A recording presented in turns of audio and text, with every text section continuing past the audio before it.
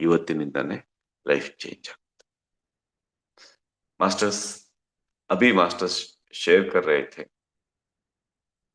कि जो कर्नाटक में ध्यान यज्ञ ध्यान चक्र हुआ, उसके एक्सपीरियंसेस, वहां साक्षात अन्नपूर्णेश्वरी सबको शिव जी को अन्नदान अन्न प्रसाद दे रही थी।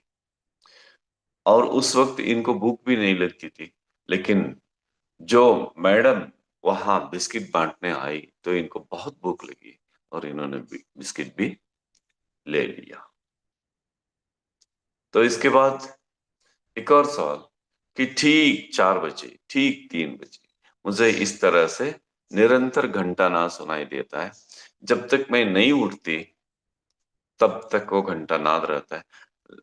अगर मैं 6 बजे तक भी नहीं उठती तो 6 बजे तक लगातार घंटा नाद सुनाई देता रहता है।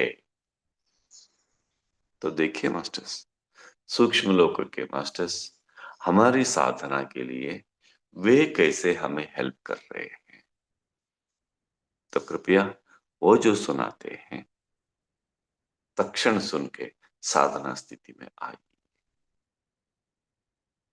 और इसके बाद एक सवाल आपसे कि जो आपकी निंदा करते हैं, जो आपकी चुगली करते हैं, जो आपको इतना परेशान करते हैं कि आप कहते हैं कि उन्होंने मेरा जीना हराम कर दिया, तो आपसे सवाल है, ऐसे उन्होंने क्यों किया? ऐसे वे क्यों करते हैं? कभी सोचो, अपने आप से सवाल पूछ लीजिए। वो इसीलिए करते हैं कि जब नेचर आपको सूक्ष्म रूप से संकेत देकर कह रहा था, तब आपने उसे नजरअंदाज किया, अनसुना किया।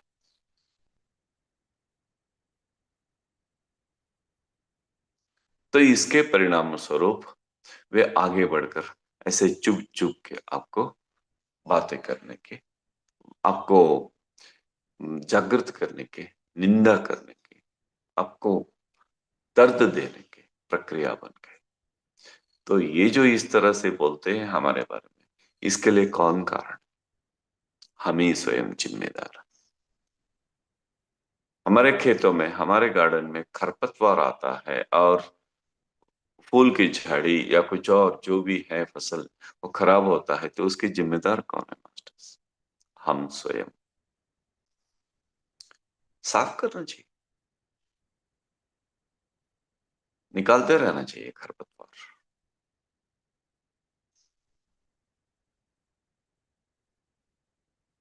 तो साफ करेंगे तो ये नौबत नहीं आएगी। तो हम अपने को निरंतर शुद्धिकरण करते रहना चाहिए। नेचर हमारे लिए जो संकेत देता है उसको समझकर तुरंत हमें उसे समझना चाहिए। तो इसके बाद से हमें ऐसे निंदा करके बोलने वाले, हमें अंदर चुभा के, चुभ चुभ के बोलने वाले नहीं रहते।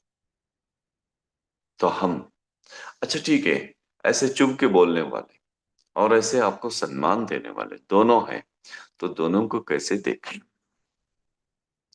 दोनों को एक ही दृष्टि से देखें। उनको भी एक ही दृष्टि से, इनको भी एक ही दृष्टि से, क्योंकि हमें दोनों से मुक्त होना है। जो हमारे इस तरह से हमारे लिए दर्द देकर बोलते हैं, उनके बारे में वैर भाव नहीं रखना। जो हमारा मान सम्मान करते हैं, उनके बारे में बड़ा अपना भाव नहीं रखना। दोनों से मुक्त होना, लोहे की जंजीरें से, सोने की जंजीरें से हमें मुक्त होना है। एक उदाहरण कि तीर्थंकरों की मूर्तियों में एक ऐसी मूर्ति भी है जिनके सर के ऊपर शाम के फन होते हैं, बहुत बड़ा सा। ऐसा क्यों? जब ये तपस्या में थे, 23वें तीर्थंकर जो काशी में थे, राजकुमार, तो उस वक्त बचपन में उन्होंने दो सांपों की रक्षा की थी। जब ये राज्य छोड़कर ध्यान करने लगे जंगल में जाकर, और केवल ज्ञान प्रकट होने के क्षण था। तो उस वक्त जैसे बुद्ध को देवदत्त बहुत दिक्कत करता था, बहुत कष्ट देता था, वैसे ही पार्श्वनाथ जी को ये कमठ नामक व्यक्ति हमेशा दिक्कतें, बहुत कष्ट देता था, अपनी माया विद्या से बहुत कष्ट देता था। तो जब केवल ज्ञान प्रकट होने की स्थिति थी, तब वे बहुत परेशान करने लगे, बहुत ही अलग अलग प्रकार की गंदे वस्तुओं की वर्षा करने लगे। तब ये जो यक्षी यक्षी थे वो साम धर्मेंद्र पद्मावती, उनके सर के ऊपर आकर उनकी रक्षा की। जैसे कृष्ण को यमुना नदी पार करते समय ऊपर की बड़ी जोरदार बारिश से जैसे वहां सांप जाकर उनकी रक्षा की पार होने तक, वैसे ही इन्होंने उनकी रक्षा की।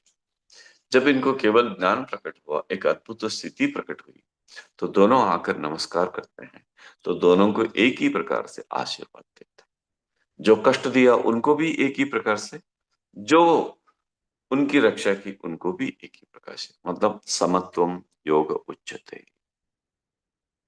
ऐसे इन्होंने मेरी निंदा की है, इन्होंने मेरा वैर भाव रखा, इन्होंने मेरा नुकसान किया, उनको भी एक भाव से, समभाव से।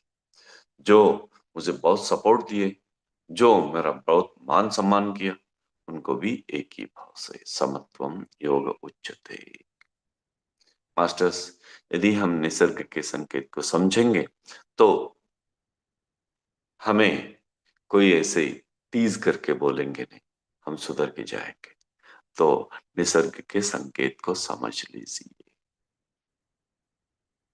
और जो भी हमें निंदा करते हैं वो हमारा एहसान कर रहे हैं, एहसान जता रहे हैं हमारे लिए, तो अपने को सुधारने का मौका दे रहे हैं। सुधर लीजिए, यही अपने को और प्रोग्रेस और प्रोग्रेस और प्रोग्रेस की स्थिति में लेके जाने की प्रक्रिया है। Thank you, thank you, thank you, thank you so much masters. कल सत्य